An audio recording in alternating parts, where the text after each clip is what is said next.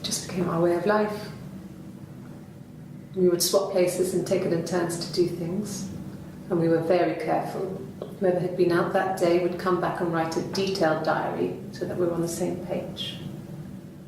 We had a list of rules that said what we could and couldn't do in any given situation.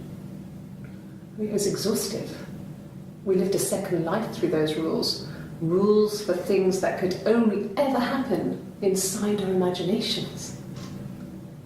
We would consider all the permutations of future events and agree rules to walk our way through them.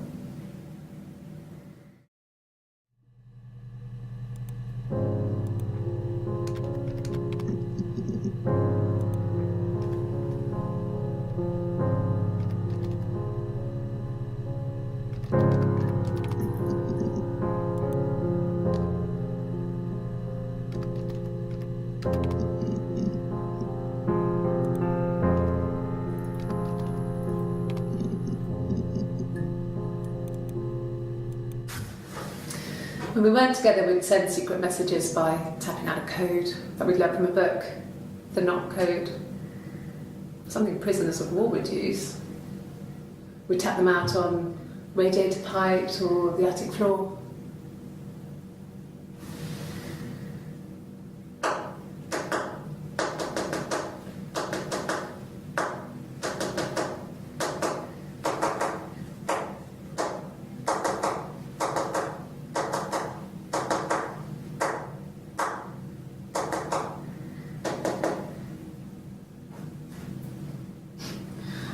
Dad thought we had mice, but they couldn't find any. Bought a cat anyway.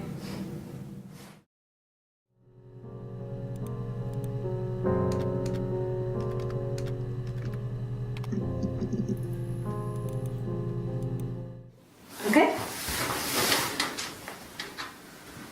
I've given blood before. Do you need to take that for your records?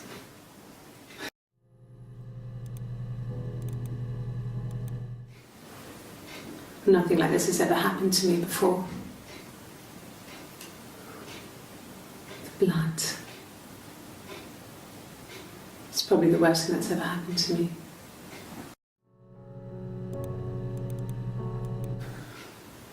Well, fine, considering.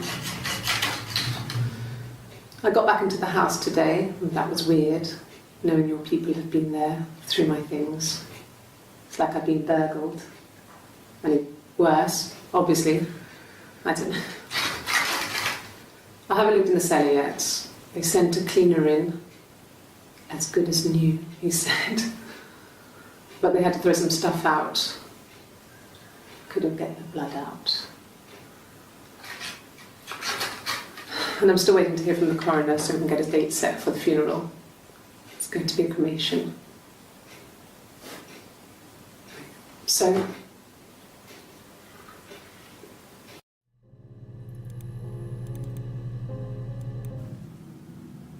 she was sat behind him. She had my wig on. And she'd been there all day.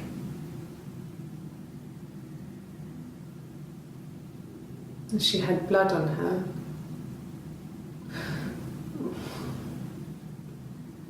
And she was in shock.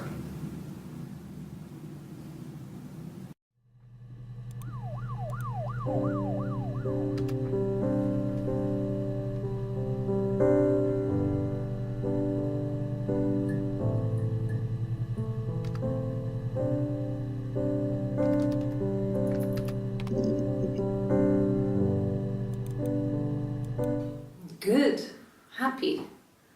I mean, ups and downs like any couple, I guess, but we've been married for over 10 years.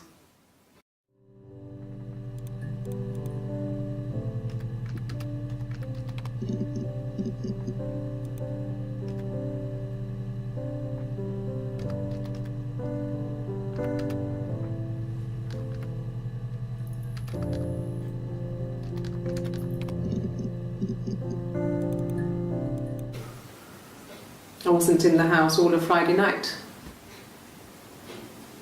After the argument, after Simon left, I left too.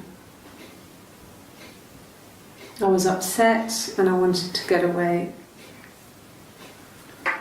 So I took the car.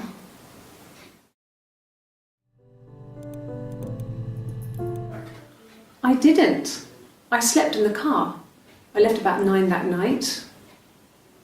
I wasn't there.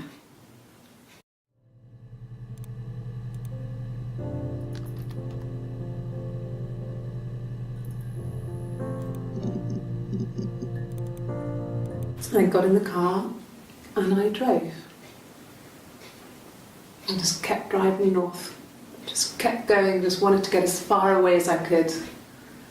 When I finally stopped, I was all the way up in Glasgow. I was so tired. I just had to sleep.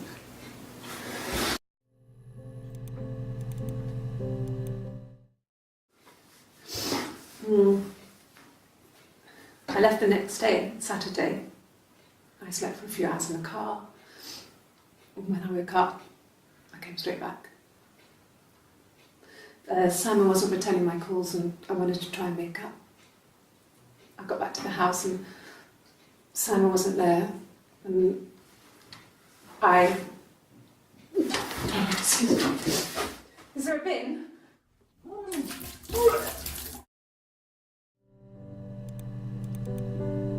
Yeah. I pulled over and slept in the car. This was just by the side of the road. I was exhausted.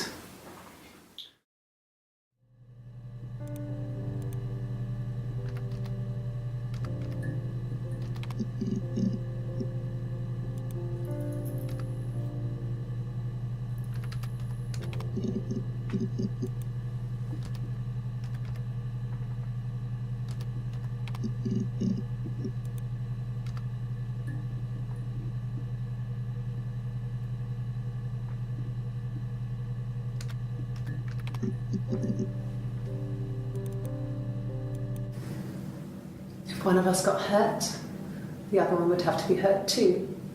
A grazed knee, a bruise. When I lost my tooth first, we had to pull our harness to match.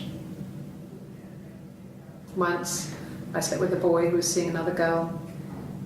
The girlfriend came up to Hannah the next day and punched her in the face, gave her a huge black eye. That night, she had to do the same to me. And she almost went too far. I couldn't see out of that eye for days. She snuck frozen peas up for me from the kitchen. So much of our bodies were synchronised anyway. We started our period on the same day. All our childhood diseases, stomach bugs, nits.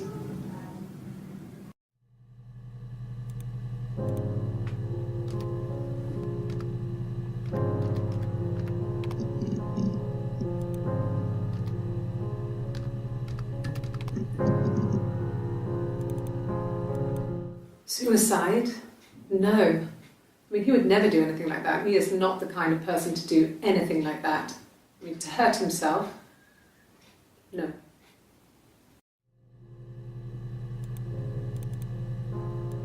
Bruise? Oh, yeah, no, it's nothing. I was going through the top cupboard in my kitchen and the chair slipped and I kind of hit the door with my face. I mean, it hurt like hell.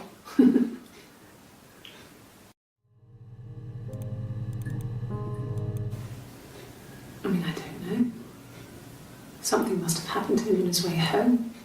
He could be hurt. I mean, why hasn't he phoned? I don't know.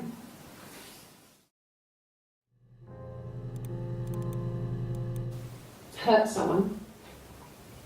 Yes. But everyone thinks that from time to time, right? You just want to lash out.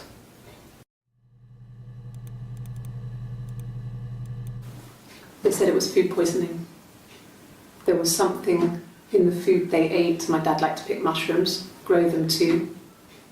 They said it was the mushrooms. It was hard to believe. Death caps. They have a skirt around the cap. My dad taught me that.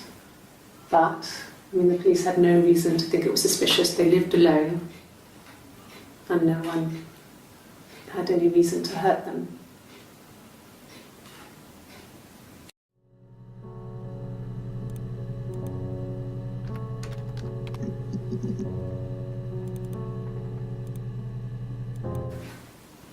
I got pregnant. Both our parents had a big powwow. We weren't even in the room, and they decided we should get married.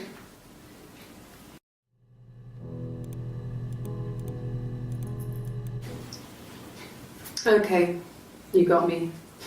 I'll confess. We were there. It was a dirty weekend. Simon was going to expense it, pretend it was a business trip. I used a made-up name. We stayed at the hotel, had room service, didn't leave the room, had a great view of the river, and you could hear the church bells. Like you said, it was very romantic.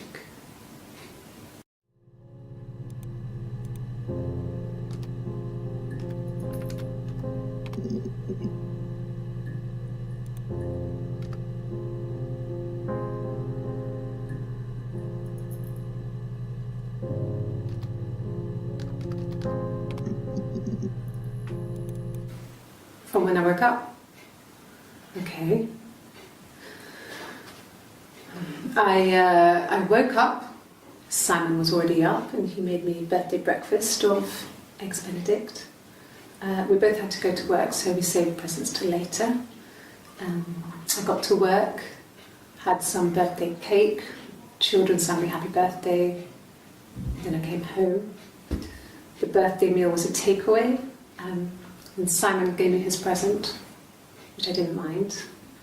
And after that, we talked about the baby. It turned into a big argument. Simon left. I was furious. I wanted to get as far away as I could and get some space to think. So I left.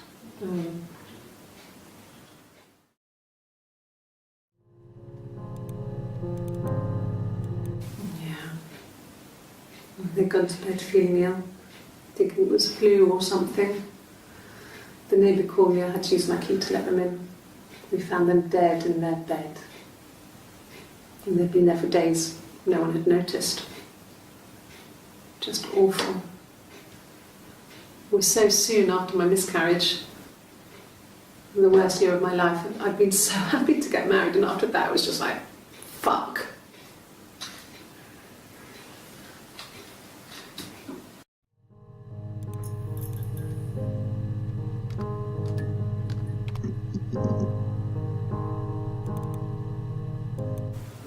Okay. There's a girl and she's staring out of the window. She's sad. She's trapped. She's here. She's looking out the window because her mother won't let her out.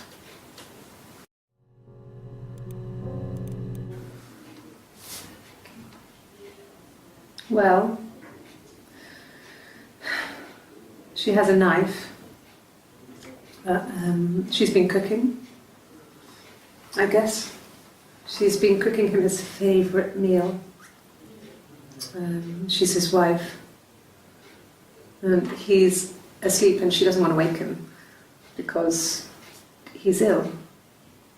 That's why she's sad. Because he's ill and he might die.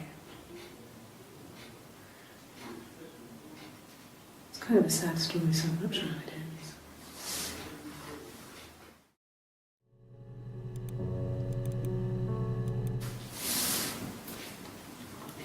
She's crying, I guess. She's sad because she thought she saw her husband with another woman.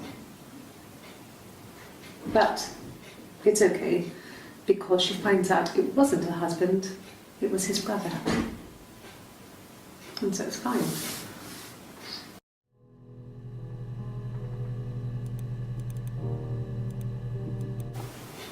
Simon's parents offered to put me up, but I didn't think it would be a good idea. It would be too sad. Not right now. I'm staying at a friend's.